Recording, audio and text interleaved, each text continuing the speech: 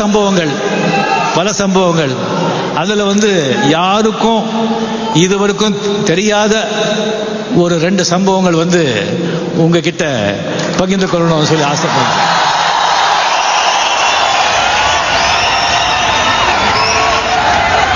நான் முதல்ல வந்து தமிழ்நாட்டில் மண்ணில் வந்து கால் வச்ச சம்பவத்தை நான் சொல்கிறேன்.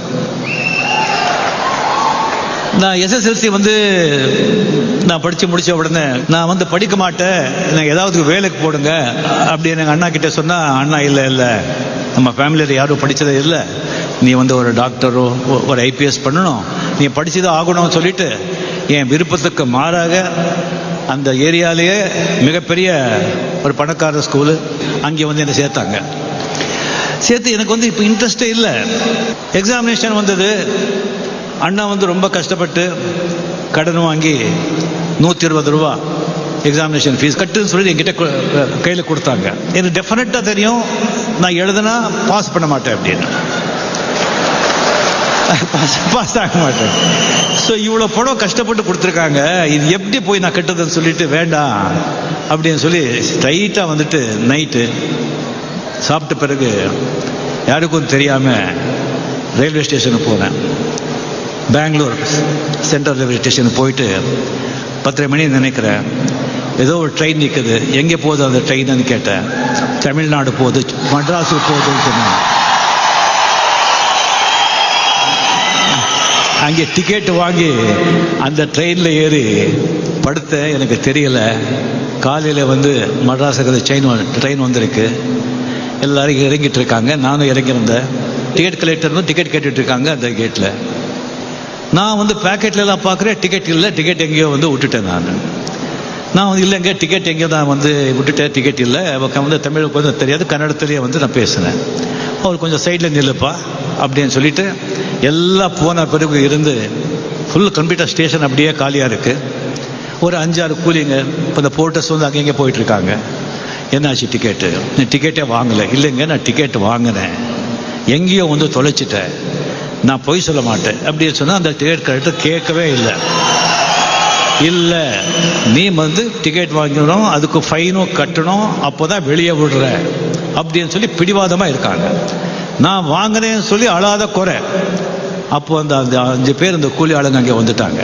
வந்து என்னை பார்த்து, என்னங்க இந்த பையன் மூஞ்சி பார்த்தா தெரியலையா, அவ்வளோ சொல்கிறாங்க, என்ன இங்கே பெருசு, அவர் ஃபைன் போட்டு என்ன விட்டு ஓகே அவர் பணம் இல்லை, டிக்கெட் கொடுக்குற சொன்னவங்க ஜெயிலுக்கா போட போகிறீங்க, நாம கொடுக்குறோங்க அப்படின்னு சொல்லி பாக்கெட்லேருந்து பணம் எடுத்தாங்க. நான் சொன்னேன் இல்லைங்க என்கிட்ட பணம் இருக்குங்க அப்படின்னு சொல்லி என் பாக்கெட்டில் எடுத்து அந்த பணத்தை காட்டி என்கிட்ட இருக்கு, நான் டிக்கெட் நான் வந்து எடுத்திருக்கேங்க, நான் விட்டுட்டேன்னு சொன்ன பிறகுதான் அந்த பணத்தை பார்த்து டிக்கெட் கலெக்டர் உன்னை நம்புறப்பா நீ போ அப்படின்னு சொல்லி எனக்கு தமிழ்நாட்டு மண்ணுக்குள்ள கால் எடுத்து வைக்கிறதுக்கு எனக்கு வந்து அனுப்பி வச்சாங்க. அந்த டிக்கெட் கலெக்டர் உற்றார் இல்லை, உறவும் இல்லை, யார் தெரிஞ்சவங்க இல்லை, பார்த்தவங்க இல்லை, அந்த 5 கூலி ஆளுங்க எனக்காக பணம் கொடுக்க வந்தவங்க அப்படியே பின்னால் நிற்கிறாங்க. டிக்கெட் வந்து கேட்டு டிக்கெட் வாங்கலன்னு தெரியாமல் என்னை நம்பி உள்ளே விட்டாங்க. அந்த மண்ணில் நான் கால் வச்சேன்.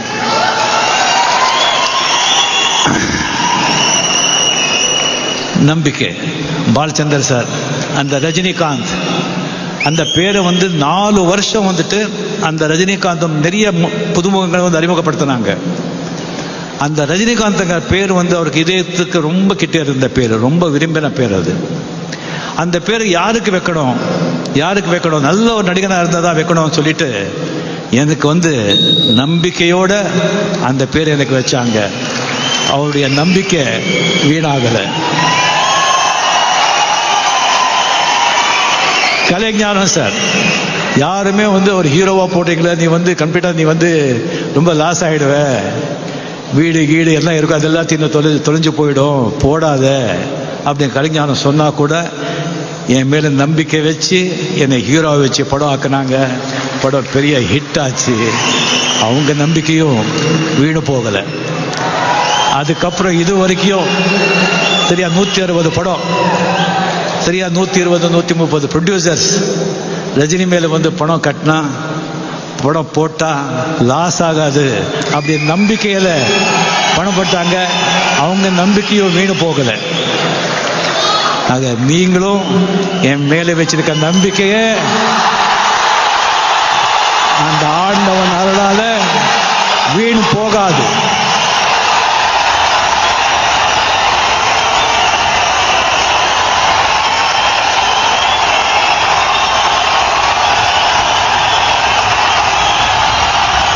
இன்னொரு சம்பவம், அது யாருக்கிட்டையும் இது அது சொல்லலை. இதுவும் ஈவன் நான் நம்ம ஃப்ரெண்ட்ஸுக்கிட்ட கூட நான் சொல்லலை. அது 16 வயது நிலை படம் வந்து ரிலீஸ் ஆகிட்டு செகண்ட் வீக் ஓஹோன்னு போயிட்டு இருக்கு.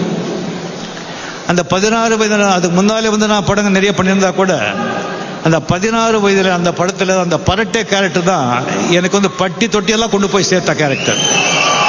பாமர மக்கள்கிட்ட எல்லாம் போய் சேர்த்த கேரக்டர் இந்த பரட்டை கேரக்டர் 16 வயதில். அந்த டயத்தில் வந்து ஒரு ப்ரொடியூசர் என்கிட்ட வந்தாங்க. வந்து ஒரு படம், அந்த ஹீரோ பேரை வந்து நான் சொல்லலை, அந்த படம் அவர் ஹீரோ, அதில் வந்து ஒரு நல்ல கேரக்டர், நீங்கள் ஆக்ட் பண்ணணும் அப்படின்னு சொன்னாங்க. எனக்கு டேட்டும் இருந்தது. சரிங்க, ரெம்யூனரேஷன் எல்லாம் பேசணும். இதெல்லாம் வந்து நான் 10,000 ஸ்டார்ட் பண்ணி 6,000 வந்து நின்னோம். சரிங்க, 6,000 ஒத்துக்கிறேன். சரிங்க, நீங்கள் அட்வான்ஸ் எப்போ வந்து அட்வான்ஸ் கொடுக்கறது பழக்கம், நாம் அது உறுதி செஞ்சுட்டோம் அப்படின்னு சொல்லிட்டு ஒரு 100 ரூபாவோ 200 ரூபாய் ஏதாவது கொடுத்த ஒரு பழக்கம். சரி, நான் கேட்டேன், ஒரு 1000 ரூபாய் அட்வான்ஸ் கொடுங்க சார். அவர் பார்த்து, இல்லைங்க நான் எதுவும் கொண்டு வரல, நாளைக்கே ஷூட்டிங்கு, நான் நாளைக்கே வந்து நான் ட்ரெய்லர் அனுப்புகிறேன், அது கூட ப்ரொடக்ஷன் மேனேஜர் அனுப்புகிறேன், அவர் வந்து அந்த 1000 ரூபாய் கொடுத்துருவாங்க, நீங்கள் மெஜர்மெண்ட்டில் கொடுத்துருங்க, நாளைக்கு ஷூட்டிங்கு. சரிங்க. சரி, நெக்ஸ்ட் டே வந்துட்டு இந்த ப்ரொடக்ஷன் மேனேஜர் வந்தாங்க, ட்ரெய்லர் வந்தாங்க. கேட்டு எங்கெங்க 1000 ரூபான்னு கேட்டேன் நான். இல்லைங்க ஒன்றும் சொல்லலையேன்னு சொன்னாங்க. இல்லைங்க 1000 ரூபாய் கொடுத்தனுப்புறேன்னு சொன்னாங்க, கொடுக்கலையே. சொல்லும்போது இல்லைங்க எனக்கு தெரியாது, நீங்கள் வேணால் பேசுங்க. நம்ம வந்து இந்த புதுப்பேடு கார்டன் ஸ்ட்ரீட்டில் அங்கே இருந்தேன் நான். அங்கே முன்னாலே வந்து ஒரு நாடார் கடை இருந்தது, அங்கே தான் ஃபோன் இருந்தது. அங்கே தான் ஃபோன் போட்டு அங்கே கேட்டேன். அவங்க ப்ரொடியூசர் லைனில் வந்தாங்க. என்னங்க 1000 ரூபாய் கொடுக்குறேன்னு சொன்னீங்க, கொடுக்கலையே, எப்படி? ஆமாங்க நான் மறந்துட்டேன், நீங்கள் முன்படுங்க, நீங்கள் நாளைக்கு ஷூட்டிங் நீங்கள் வந்துடுங்க, நீங்கள் மேக்கப் போடுறதுக்கு முன்னால் நான் 1000 ரூபாய் கொடுக்குறேன், டெஃபினட்டாக நான் கொடுக்குறேன்னு சொன்னாங்க. சரிங்க அப்படின்னு சொல்லி நெக்ஸ்ட் டே வந்து 9 மணிக்கு வந்து ஷூட்டிங்கு, 7:30 மணிக்கு கார் வருதுன்னு சொன்னாங்க. 8 மணி ஆச்சு, 8:30 மணி ஆச்சு, 8:45 மணி ஆச்சு, அப்போ தான் கார் வந்தது. சரி, அந்த காரில் வரையும் ஏவிஎம் செட்டு ஸ்டூடியோக்கு வந்து ஷூட்டிங் நான் போனேன். செட்டுக்கு போகிறேன். அங்கே போகிறதுக்கே 9:30 ஆகிடுச்சு. இந்த ப்ரொடக்ஷன் மேனேஜர், எங்க ஹீரோயெல்லாம் வந்துட்டாங்க, ஏன் சீக்கிரம் மேக்கப் போடுங்க. நான் என்னங்க அந்த 1000 ரூபாய் கொடுக்கல. இல்லைங்க நீங்கள் வந்து என்னங்க 1000 ரூபாய் கொடுக்குறாங்க, நீங்கள் மேக்கப் போடுங்க, நீங்கள் வந்துடுவாங்க சொன்னாங்க. இல்லைங்க 1000 ரூபாய் கொடுத்தா தான் நான் மேக்கப் போடுவேன் அப்படின்னு சொல்லிட்டு நான் வந்து சரி நின்றுட்டேன். சரி, கம்ப்ளீட்லி வந்து அந்த ஹீரோ வந்தாங்க, எல்லாம் வந்து நின்றுட்டு இருந்தேன். ஒரு 10:15 10:30 மணி ஆச்சு. டக்குன்னு சொல்லி ஒயிட் அம்பாசிடரில் கார் ஃபாஸ்ட்டாக வந்து நின்னது. டோர் திறந்து அந்த ப்ரொடியூசர் கீழே இறங்கினாங்க. கீழே இறங்கிட்டு எடுத்த உடனே, என்னடா என்ன பெரிய பெரிய பெரிய ஆர்டிஸ்டா, பெரிய ஹீரோவா, இப்போ தான் வந்திருக்கேன், 4-5 படம் பண்ணியிருக்கேன், என்ன படம் கொடுக்கல, என்ன மேக்கப் போட மாட்டியா? உங்களெல்லாம் எத்தனை பேர் பார்த்துருக்கேன்டா, ரோட்ல அலையண்டாதீங்கெல்லாம், கேரக்டர் கிடையாது, ஒன்றும் கிடையாது, போடா. நான் வந்து என்னங்க நீங்கள் தானே சொன்னீங்க, அதனால நிற்கிறேன்னு சொன்னேன். வீட்டுக்கு போ, கேரக்டர் கிடையாது. சரி, ஓகே, கார் கொடுங்க. கார்லேயே போறே சொன்னா, காரில் கிடையாது, அதுக்கு நீ வாடகை கொடுக்கணும், நடந்தே போடும் அப்படின்னு சொன்னாங்க. என்கிட்ட உண்மையாகவே பணம் கிடையாது, பாக்கெட்டில் பணம் வச்சுக்கல. இந்த மாதிரி நான் என்ன தப்பு பண்ணேன், இவ்வளோ அவமானப்படுத்தாருன்னு சொல்லிட்டு ஏவிஎம் ஸ்டுடியோவிலிருந்து அப்படியே நடந்து வர்ற செகண்ட் வீக் 16 வயதில் இது எப்படி இருக்கு அப்படின்னு சொல்லிட்டு போட்டு போஸ்டர் எல்லாமே நான் நடந்து இதே மைண்ட்ல ஓடுது. அந்த பஸ்ல போறவங்க எல்லாம் இது எப்படி இருக்கு, இது எப்படி இருக்குன்னு கேட்கறாங்க. எனக்கு வந்து இப்படி நடந்து போயிட்டு இருக்கு, இதை பார்த்து சொல்றாங்க அப்படிங்கிறது என் மைண்ட்ல. பின்னாலே ஒரு 4-5 பேர் பருட்ட இது எப்படி இருக்குன்னு வர்றாங்க. என் மைண்ட்ல எல்லாம் என்ன ஓடுதுன்னா, இதே கோடம்பாக்கம் ரோட்ல ஃபாரின் வண்டி எடுத்துக்கிட்டு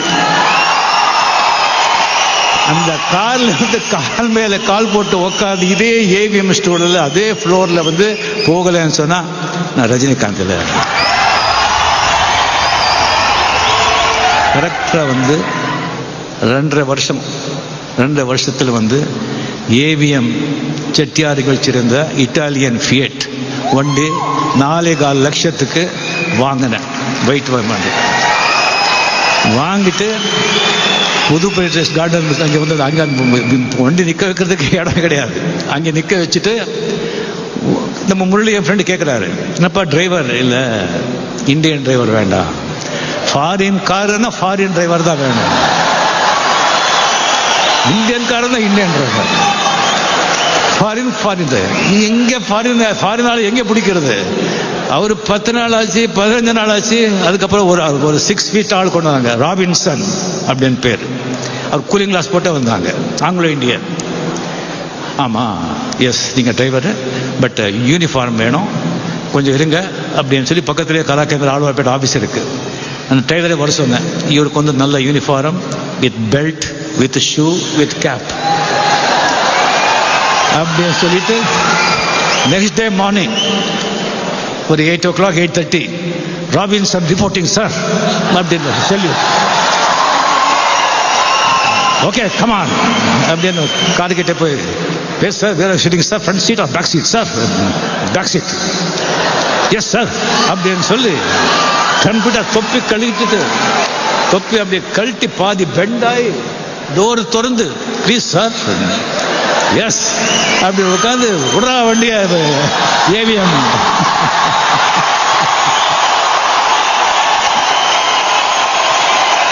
அதே ஃப்ளோர் அந்த ப்ரொடியூசர் வண்டி எங்கே எங்கே அம்பாசிடர் நிற்க வந்ததோ அதே அங்கேயே அந்த வண்டி நிற்க வச்சு கீழே இறங்கி 555 சிகரெட் வண்டி சும்மா வண்டி மேலே கை வச்சுக்கிட்டு 2 சிகரெட் எல்லாம் வந்து அங்கே வந்து கம்ப்ளீட்லி ஒரு யாரோ கவர்னர் வந்துட்டாங்கன்னு நினச்சிட்டாங்க. ஏன்னா கம்ப்யூட்டர் தான் கேப்பு கீப்பு திஸ்டிங்கெல்லாம் வந்த உடனே யாரும் வந்துட்டாங்க சொல்லி பார்த்தா நாம் வந்து தம்மெல்லாம் அடிச்சுட்டு எல்லா இடத்த பார்த்து கேபி சார் ஆழ்வார்பேட்டுக்கு அங்கே ஸ்டேட்டாக போனேன். அங்கே போயிட்டு சார் கார் வாங்கியிருக்க, நீங்கள் வந்து தொட்டு ஆசீர்வாதம் பண்ணணும். சரிப்பா இந்தப்பா அப்படின்னு வெளியே வந்தாங்க. வந்து பார்த்தா ஒரு காரு பார்த்தாங்க, காரை விட ஜாஸ்தி ராபின்சன் தான் பார்த்தாங்க. ராபின்சன் பார்த்து எந்தப்பா? Yes sir, foreign car, foreign driver sir. நல்லா இருக்குப்பா, நல்லா இருக்கு, சரி ஷூட்டிங் இருக்கா அப்படின்னு சொல்லும்போது எனக்கு பயம். இந்த ராபின்சன் வந்து அதே மாதிரி எஸ் சார் பெண்ட் பண்ணி எங்கே அடிக்கிறானோன்னு சொல்லி பயம். அவர் அதுக்கு ஒரு யூஸ் ஆகிட்டாரு. பழச நேரம் நிற்கிறாரு. நான் உட்காரும்போது அப்படியே வந்து டோர் திறந்து எஸ் சார் அப்படியே எடுக்கிறாங்க. எனக்கு உடம்புல வந்து பாம்பு தேடெல்லாம் ஓடுற மாதிரி இருக்கு எனக்கு. அதுக்கப்புறம் வந்து அந்த வண்டி எடுத்துட்டு வந்து விட்டுட்டு நெக்ஸ்ட் டே வந்து ராபின்சனுக்கு வந்து இல்லை முதல்ல யூனிஃபார்ம் கழட்டு, இந்த செல்யூட் எல்லாம் வேண்டாம் அப்படின்னு சொல்லிட்டு இது வந்து அந்த 2 வருஷத்தில் நான் வந்து நினைச்சதை சாதிச்சேன் அப்படின்னு சொன்னால் அது வந்து என்னுடைய சாமர்த்தியம், என்னுடைய உழைப்பால், என்னுடைய டேலண்டால் அப்படின்னு சொன்னால் அது தப்பாயிடும். அந்த நேரம் அந்த சந்தர்ப்பத்தில் எனக்கு கிடைச்ச டைரக்டர்ஸ், ப்ரொடியூசர்ஸ், பாத்திரங்கள், அவங்க அங்கே இயக்கின படங்கள், அந்த படம் ரிலீஸ் ஆன நேரம், அதெல்லாம் சேர்ந்து தான் நான் அப்படி வந்து அந்த சாதனை நான் நினைச்சது வந்து முடிஞ்சது. யாரே ஆகட்டும் ஒரு வாழ்க்கையில் வெற்றி அடையணும்னு சொன்னால் இண்டிவிஜுவல் பர்சன் ஆகட்டும், தனி மனிதன் ஆகட்டும், ஒரு கம்பெனி ஆகட்டும், ஒரு அரசாங்கமே ஆகட்டும், நம்மளுடைய உழைப்பால, திறமையால, நம்முடைய புத்திசாலித்தனத்தால, நம்முடைய சாணக்கியத்தனத்தினால, நம்முடைய செயலால நாம் வெற்றி அடைஞ்சோம்னு சொன்னா அது ஒரு 10% தாங்க. 10% தான். ஒரு வெற்றி அடையணும்னு சொன்னா நேரம், காலம், சந்தர்ப்பம், சூழ்நிலை, அந்த நேரத்தில் உங்க கூட இருக்கிற மனிதர்கள் அவங்க எப்படி நிற்பாங்க, இதெல்லாம் சேர்ந்து தான் ஒரு வெற்றியை அடைய முடியும்.